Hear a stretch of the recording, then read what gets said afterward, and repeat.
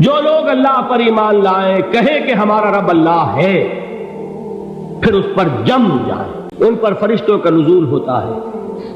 نہ کوئی غم کرو نہ خوف، خوشیاں مناؤ جنت کی جس کا تم سے وعدہ کیا گیا تھا۔ اللہ کی ربوبیت پر اطمینان جب انسان کو ہو جاتا ہے، میرا رب اللہ ہے، ربی اللہ، انسان کے لیے نہ کوئی کھٹکا، نہ کوئی خطرہ، نہ کوئی خوف، نہ کوئی حزن۔ جو کچھ ہو رہا ہے کس کے اذن سے ہو رہا ہے؟ اللہ کے اذن سے۔ اللہ کے اذن کے بغیر پتہ تک نہیں ہلتا۔ یہ کوئی اندھا بہرا مادہ نہیں ہے جس سے مجھے کوئی خوف ہو۔ اندھا بھینسا چلا رہا ہو اس سے تو ڈرنے کا ہر انسان کو ڈرنا چاہیے، نہ معلوم کس کو ٹکر مار دے، لیکن نہیں، اس کائنات کو چلانے والا ایک سمیع و بصیر خدا ہے۔ وہ جو میرا دوست ہے، میرا ولی ہے، اللہ ولی الذین آمنوا یخرجہم من الظلمات الی النور، اللہ اہل ایمان کا ولی ہے، ساتھی ہے، پشت پناہ ہے، مددگار ہے، حمایتی ہے۔ بتائیے جسے یقین ہو جائے کہ اللہ میرا مددگار، اللہ میرا محافظ، اللہ میرا پشت پناہ، اللہ میرا حمایتی، اس کے لیے کوئی خوف ہوگا؟ اس سے کوئی ڈر ہوگا؟ میں مثال دیا کرتا ہوں ایک بہت سادہ، پنجاب کے دیہات کی۔ تو بڑا چودھری ہے اور کوئی غریب کسان ہے، اس غریب کسان کی کہ جانوروں کو ہر وقت اندیشہ ہوگا چوری کا، کوئی میری بھینس کھول کر نہ لے جائے، کوئی میرا بیل کھول کر نہ لے جائے۔ لیکن جس کے بارے میں یہ سب کو معلوم ہو کہ وہ جو بڑا چودھری ہے وہ اس کا دوست ہے، اس کی بچیا کو کوئی خوف ہوگا؟ اس کی بھینس پر کوئی ہاتھ ڈالے گا؟ اسے کوئی اندیشہ ہوگا؟ نہیں۔ کیوں؟ کہ وہ بڑا چودھری، بڑا اس کا یہاں کا سردار، جاگیردار، سب کو معلوم ہے وہ میرا دوست ہے، کوئی میرے خلاف اقدام نہیں کر سکتا۔ اس دنیا میں یہ چھوٹی سی بات اگر آپ کے دلی اطمینان اور سکون کا باعث بن سکتی ہے تو ذرا تصور کیجئے۔ میں لفظ تصور استعمال کروں گا صرف اس لیے کہ اس کا ہم جس کو کہتے ہیں ادراک اور شعور کر نہیں سکتے، اگر کے ساتھ کر سکتے۔ اگر یقین ہو کہ اللہ میرا مددگار اور یقین ہو کہ اللہ ہر آن میرے ساتھ ہے، پھر کوئی خوف؟ کس کا خوف؟ کوئی شے اللہ سے بالا تر ہے؟ کوئی قوت اس سے زیادہ طاقتور ہے؟ کوئی اس کے ارادے کو بدلنے والا ہے؟ کوئی اس کی مشیت کے آڑے آنے والا ہے؟ یہی بات ہے جو حضور نے فرمائی۔ یہ ایمان کا حاصل ہے لب لباب، کہ دیکھو اچھی طرح اس بات کو ذہن نشین کر لو، اگر تمام انسان مل کر تمہیں کوئی نقصان پہنچانا چاہے نہیں پہنچا سکتے، مگر جو کچھ اللہ نے لکھ دیا ہو، اور تمام انسان مل کر تمہیں کوئی نفع پہنچانا چاہے نہیں پہنچا سکتے، مگر وہ شے جو اللہ نے طے کر دی۔ آپ پھر میں کہوں گا ذرا طاری کیجئے، اسے فرض کیجئے، اسے سوچئے۔ اگر اس حدیث پر ہمارا دل ٹھکا ہوا ہو تو کسی سے ڈر ہوگا؟ یہ مجھے نقصان نہ پہنچا دے، یہ میری رپورٹ خراب نہ کر دے، یہ میری انکریمنٹ نہ رکوا دے، یہ میرا یہ نہ بگاڑ دے، یہ میرا یہ نقصان نہ پہنچا دے۔ اس کا ڈر، اس کا ڈر، اس کا خوف، اس کی خوشامد، اس کے لیے جا کر طرح طرح سے اپنی عزت نفس کو ذلیل کروانا اس کے سامنے، یہ سب کچھ کیوں کرتا ہے انسان؟ جب سمجھتا ہے کہ اس کے ہاتھ میں میرا کوئی نفع ہے، اس کے ہاتھ میں میرے لیے کوئی ضرر ہے، یہ مجھے کوئی غضب پہنچا سکتا ہے، یہ مجھے کوئی نقصان پہنچا سکتا ہے، یہ میرا کوئی کام بنا سکتا ہے، یہ میری کوئی ضرورت پوری کر سکتا ہے، اسی کا نام شرک ہے۔ جہاں آپ نے یہ سمجھا کہ غیر اللہ کے اندر کوئی طاقت موجود ہے، وہی شرک ہے۔ بتوں سے تجھ کو امید ہے، خدا سے نو امیدی، مجھے بتا تو صحیح اور کافری کیا ہے؟ شرک تو یہ ہے۔ جس پر بھی تمہیں یہ خیال ہے، کلمہ ہے یہ کلمہ سوم، لا حول ولا قوت الا باللہ، ذرا اس پر دل کو کبھی اگر آپ تصور کریں، پھر فرض کریں، دل ٹھک جائے اس پر، کوئی طاقت نہیں۔ یہی بات تھی جو شیخ عبد القادر جیلانی رحمۃ اللہ علیہ نے اپنی وصیت میں اپنے بچے سے کہی۔ 11ویں دینے والے ہیں، لیکن حضرت شیخ عبد القادر جیلانی کی وصیت اور تعلیمات کو کتنے لوگ نہیں جانتے ہیں؟ یہ جن مقامات تک پہنچے ہیں وہ کس چیز کی بدولت پہنچے؟ انہوں نے جو پیغام دیا وہ کیا تھا؟ اے میرے بچے، جس طریقے سے قرآن مجید میں حضرت لقمان کی نصیحتیں جو ہے نقل کر دی گئی ہیں، میں یہ عرض کروں گا بالفرض اگر قرآن حضرت عبد القادر جیلانی کے بعد نازل ہوا ہوتا تو شیخ عبد القادر کی یہ نصیحتیں بھی قرآن میں درج ہوتی. اتنی اونچی نصیحتیں ہیں. اے میرے بچے اس حقیقت کو ذہن نشین کر لے، لا فاعل فی الحقیقت ولا مؤثر الا اللہ. اس کائنات میں نہ کوئی فاعل حقیقی ہے نہ مؤثر حقیقی ہے سوائے اللہ. کسی شے میں کوئی تاثیر نہیں اگر اللہ نہ چاہے. آگ جلا نہیں سکتی اگر اللہ نہ چاہے. پانی ڈبو نہیں سکتا اگر اللہ نہ چاہے. زہر ہلاک نہیں کر سکتا اگر اللہ نہ چاہے. کوئی چیز فائدہ نہیں پہنچا سکتی اگر اللہ نہ چاہے. تو در در پہ کیوں سر جھکاتے ہو؟ در در پر کیوں جبیں سائی کرتے ہو؟ سب کے سامنے کیوں ہاتھ پھیلاتے ہو؟ ایک اللہ سے مانگو. ایک اللہ کے سامنے زمین پر اپنی جبین رکھو. لا فاعل فی الحقیقت ولا مؤثر الا اللہ. نظر آتا ہے ہمیں کہ پانی پیاس بجھا دیتا ہے. پیاس بجھانے کی صلاحیت پانی میں نہیں ہے، اللہ کے اذن سے. کھانا بھوک مٹا دیتا ہے. بھوک مٹانے کی صلاحیت کھانے میں نہیں ہے، اذن رب میں. دیکھیے یہی یقین تھا. حضرت موسیٰ علیہ السلام کا واقعہ یاد کیجئے. سامنے سمندر آ گیا، قوم دیکھتی ہے پیچھے کہ گرد و غبار کا طوفان. معلوم ہوا کہ فرعون اپنے لشکر سمیت آ گیا. لشکر جب چلتا تھا تیز رفتاری کے ساتھ تو گرد و غبار کا جو طوفان اٹھتا تھا اس کا تصور کیجیے. اور لمحہ بلمحہ وہ قریب آ رہا ہے. پوری قوم نے کیا کہا؟ اے موسیٰ انا لمدرکون. اے موسیٰ ہم کو پکڑے گئے. قرآن مجید نے تو یہاں وہ باتیں نہیں لکھی ہیں، لیکن تورات میں یہ درج ہے کہ بنی اسرائیل جھگڑنے لگے، دست و گریبان ہو گئے موسیٰ کے ساتھ. موسیٰ نے یہاں مروایا لا کر، اس سے تو ہم ہی بہتر تھے. وہاں کھانے کو ملتا تھا، زندگی تو تھی، بیگار ہم کر رہے تھے، موت تو نہیں تھی. اب جو کچھ ہوگا اس کا تصور کرو، جس طریقے سے ہمارے ٹکڑے اڑائے جائیں گے. تو لڑ رہے ہیں حضرت موسیٰ علیہ السلام سے. یہ تورات کی تفصیل ہے. قرآن میں صرف اتنا آیا ہے، پریشان ہو کر انہوں نے کہا انا لمدرکون. موسیٰ ہم تو پکڑے گئے. اس وقت موسیٰ کا جواب کیا ہے؟ کلا ان معی ربی سیہدین. نہیں، میرے ساتھ میرا رب ہے، وہ راستہ دے گا. بتائیے کہاں راستہ نظر آ رہا ہے؟ یہ ہے ایمان بالغیب. راستہ نظر نہ آئے تب اللہ پر یقین ایمان ہے. جیب میں پیسے ہو اور تب دل کو اطمینان ہے تو ایمان کس پر ہوا؟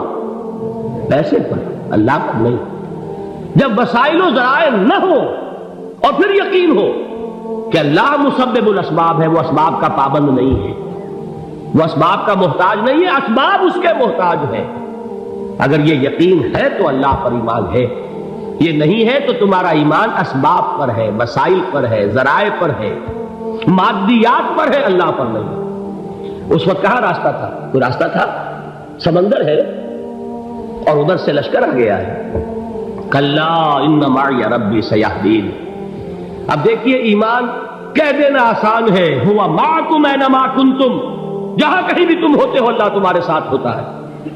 لیکن اس کا یقین قائم ہو جائے تو زمین و آسمان کا فرق واقع ہو جائے. یہی بات ہوئی حضور کے ساتھ. غار ہے، چھپے ہوئے ہیں محمد رسول اللہ اور آپ کے وہ یار غار ابو بکر صدیق رضی اللہ تعالی عنہ. اقبال نے حضرت ابو بکر کی شان میں چند اشعار کہیں صرف، لیکن واقعہ یہ ہے کہ بھاری بھاری نظموں پر اور قصیدوں پر بھاری ہے. طویل ترین نظمیں اور قصیدے ہوں ان پر بھاری ہے. ہمتیں ابو بکر کی ہمت جو ہے، کشت ملت را جو اب جیسے بارش سے کھیتی اپجتی ہے، ابو بکر کی ہمت اور عظیمت اس امت کو اسی طرح سینچنے والی ہے. ثانیے اسلام و غار و بدر و قبر. وہ دوسرے تھے اسلام میں، دوسرے. پہلے کون تھے؟ انا اول المومنین، حضور فرماتے سب سے پہلا ایمان لانے والا میں. دوسرے ابو بکر.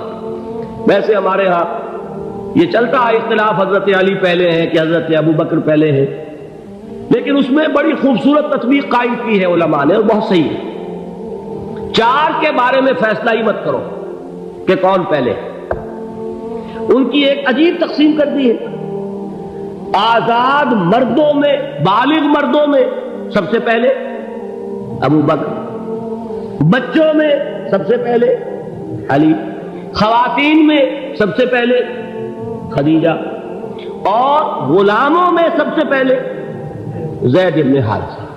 بڑی پیاری تقسیم ہے، یہ چاروں ہی پہلے ہیں، ہر ایک کے لیے اولیت ہے۔ اور واقعہ یہ ہے کہ اگر زمانی اعتبار سے تعین ہوگا تو پہلے خدیجۃ الکبریٰ آئیں گی رضی اللہ تعالی عنہ۔ کسی اور سے بات کرنے کی نوبت بعد میں آ سکتی ہے، پہلے تو اہلیہ محترمہ سے بات ہوئی، آتے ہی پہلی وحی ہوئی ہے، ابھی تبلیغ کا حکم نہیں تھا۔ کس کو بتایا واقعہ؟ ابھی اپنی نبوت کی تبلیغ کا تو حکم ہی نہیں آیا۔ واقعہ کس کا ہے؟ وہ خدیجہ کا ہے۔ جب کہا ہے کہ خشیت علی نفسی، مجھے اپنی جان کا اندیشہ ہے، تو کیا جواب دیا خدیجہ نے رضی اللہ تعالی عنہا؟ وہ صدیقۃ الکبریٰ ہے۔ صدیقات جو ہے خواتین، ان میں چوٹی پر خدیجۃ الکبریٰ ہے رضی اللہ تعالی عنہا، اور صدیق جو مرد ہیں ان میں صدیق اکبر ہے ابو بکر صدیق رضی اللہ تعالی عنہ۔ لیکن صدیقات میں چوٹی پر جب حضور نے فرمایا خشیت علی نفسی، کیا فرمایا، کیا عرض کیا، کیسے تسلی دی؟ نہیں نہیں، اللہ آپ کو ضائع نہیں کرے گا، آپ غریبوں کے ہمدرد ہیں، آپ مساکین کے تکالیف رفع کرنے والے ہیں، آپ بیواؤں کی سرپرستی کرتے ہیں، آپ مسافروں کی خدمت کرتے ہیں، اللہ آپ کو ضائع نہیں کرے گا۔ یہ یقین ہے اس خاتون کے اندر۔ خیر وہ ایک علیحدہ بات ہو جائے گی۔ میرے دل پر حضرت خدیجہ رضی اللہ تعالیٰ عنہ کی شخصیت کا بڑا گہرا نقش ہے، جو وہ کوئی اور ہی وقت اور موقع ہوا تو بیان ہوگا۔ بہرحال اقبال نے ایک مصرے میں جو 4 اولیتیں جمع کر دی ہیں، ہمت او کشت امت را چو ابر، ثانی اسلام و غار و بدر و قبر۔ اسلام میں حضور کے بعد پہلے کون؟ ابو بکر۔ غار میں حضور کے ساتھ کون؟ ابو بکر۔ بدر کی رات اللہ کا رسول سربسجود، وہ گھاس پھوس کی جو جھوپڑی بنائی گئی تھی، اور وہاں تلوار ننگی لے کر پہرا دینے والا کون؟ ابو بکر۔ اور اس حجرہ عائشہ میں محمد کے بعد سب سے پہلے دفن ہونے والا کون؟ ابو بکر رضی اللہ تعالی عنہ صلی اللہ علیہ وسلم۔ وہ جو معاملہ میں سنا رہا تھا غار ثور کا، حضرت ابو بکر بھی حضور کے خیال سے لرز گئے ہیں۔ آپ کو یاد ہوگا کہ جا کر پہلے تمام جتنے سوراخ تھے انہیں بند کیا ہے۔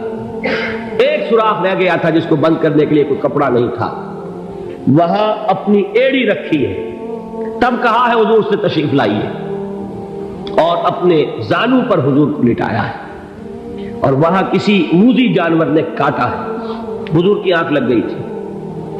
اس وقت اس بل کے اندر جو بھی بچھو ہے کیا ہے واللہ عالم، اس نے کاٹا ہے۔ اس کی تکلیف کی وجہ سے ابو بکر کی آنکھوں سے آنسو ٹپک گئے، حضور کے چہرے مبارک پر پڑے ہیں، تو حضور جاگے ہیں، معاملہ کیا ہے؟ ایڑی نہیں ہٹائی وہاں سے، مبادا وہ جانور وہاں سے نکل کر محمد الرسول اللہ کو کوئی گزن پہنچا دے۔ ابو بکر کی ایڑی ہے، جس طرح چاہے کھا لے، ختم کر دے، جان نکل جائے تب کوئی آنچ آئے، محمد پر تو آئے، لیکن جیتے جی نہیں۔ وہ ہے ابو بکر۔ حضور کے خیال سے اس وقت حضور نے پھر اپنا لعاب دہن لگایا ہے، اور اس سے پھر آپ کی تکلیف ختم ہوئی۔ جیسے خیبر میں حضرت علی کی آنکھ دکھ رہی تھی، اس کو جو شفا حاصل ہوئی ہے وہ بھی حضور کے لعاب دہن سے ہوئی۔ تو بہرحال اس وقت انہوں نے کہا ہے کہ اے نبی یا رسول اللہ، اگر اس وقت ان میں سے کسی نے غیر ارادی طور پر بھی اپنے قدموں کی طرف جھانک لیا تو پکڑے جائیں گے۔ کیا جواب تھا اللہ کے رسول کا؟ لا تحزن ان اللہ معنا، اللہ ہمارے ساتھ ہے، کیوں گھبراتے ہو ابو بکر؟ یہ ہے ایمان باللہ، میرا مالک اللہ، میرا رازق اللہ، میرا محافظ اللہ، میرا مددگار اللہ، میرا پشت پناہ اللہ، میرا دوست اللہ۔ یہ دوستی ہے اللہ کی جو لب لباب ہے، حاصل ہے ایمان کا، اسی کا نام ولایت ہے۔ اولیاء اللہ کے سروں پر سینگ نہیں ہوتے، جس کے دل میں ایمان راسخ ہو چکا ہو وہی اللہ کا ولی ہے، جسے اللہ پر یقین ہو چکا ہے وہی اللہ کا ولی ہے، جسے یقین ہے اللہ میرے ساتھ ہے، میرا مددگار، میرا پشپناہ، میرا ساتھی، میرا دوست، میرا محبوب، میرا محب۔ اللہ اہل ایمان سے محبت کرتا ہے۔ واللہ یحب الصادقین، ان اللہ یحب الذین یقاتلون فی سبیلہ صفا کانہم بنیان مرصوص۔ اللہ محبت کرنے والا، اہل ایمان محبوب، اور اہل ایمان محبت کرنے والے اللہ محبوب۔ والذین آمنوا اشد حبا للہ۔ آپ تصور کیجئے جسے یہ رشتہ ایمان یا رشتہ ولایت حاصل ہو جائے، الا ان اولیاء اللہ لا خوف علیہم ولا هم یحزنون، آگاہ ہو جاؤ اللہ کے دوستوں کے لیے نہ کوئی خوف ہے نہ کوئی حزن ہے۔